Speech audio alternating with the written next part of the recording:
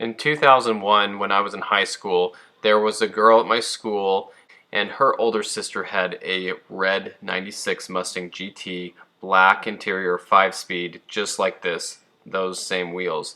As a matter of fact, her name was Shay, and so my brother and I, when we would talk about Mustangs and we talk about these wheels that are on this car, we referred to them as Shay wheels.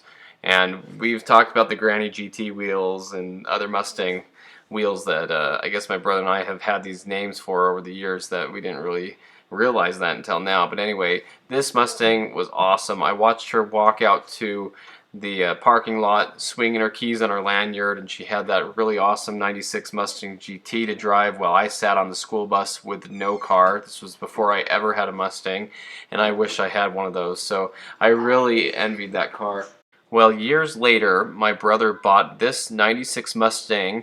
It was a 248A package, so it was like a Mustang GTS. It came with no spoiler, roll-up windows, and this car was around town. I remember seeing it all the time. The older gentleman who had it put some exhaust on it. It sounded good. It didn't have the ugly clear taillights on it back then, and he added the GT stripes on the side, and it had those same wheels on it. Well, my brother bought this car because it had a rod knock. We ended up throwing the rod through the side of the block trying to test it because we weren't sure if it was the valve lashes or whatever. And so anyway, that's a whole different story, but it was a pretty cool car. And you know, the first thing we did to this car when we got home was take out those taillights. We found a set of replacement ones that actually still had the bezels in blue. It was an exact match, and somebody was selling the taillights, so we put some factory taillights back in it. But anyway, it had those same 16-inch wheels on it, so pretty cool wheels. Some of the V6 cars came with them as well, but here's a little more of that car with the stripes and the weird spoiler the guy had added. I thought it was a cool spoiler, but then we put some bullet wheels on it, and my little brother ended up with the car for a little while. But if you pay attention to the channel and you've seen my playlist on the 97 Mustang GT that was given to me, it's this car, and I have the whole story about it. It's an incredible story, and then my friends ended up totally restoring this car. They spent $18,000 building it, and then it had a rod knock again, and so they gave the car to me. I repaired it, got it all back together, put a replacement 4.6 PI engine in it, and then they wanted it back, and I sold it back to them. But this is the car, and these wheels you see on it are the same wheels we're talking about here. Now, we did put the Granny GT wheels on this car later, so that was part of the build of this car, but the original wheels to this car, like in this picture, were sitting in the side yard of my friends when we had sold them this car years and years ago, and they sat there in the mud for a long time. Now, if you've seen some of my videos in the past, you'll know that I have a pretty good wheel collection. I love OEM wheels. I try to get them where I can. I've gotten them out of wrecking yards and Craigslist, and some of them I don't have anymore. I wish I would have kept them. Like, I've sold some cars and I let them go on the car. But anyway, my friends called me up and said, hey, we're going to throw away these wheels. We're taking them to the landfill unless you want them.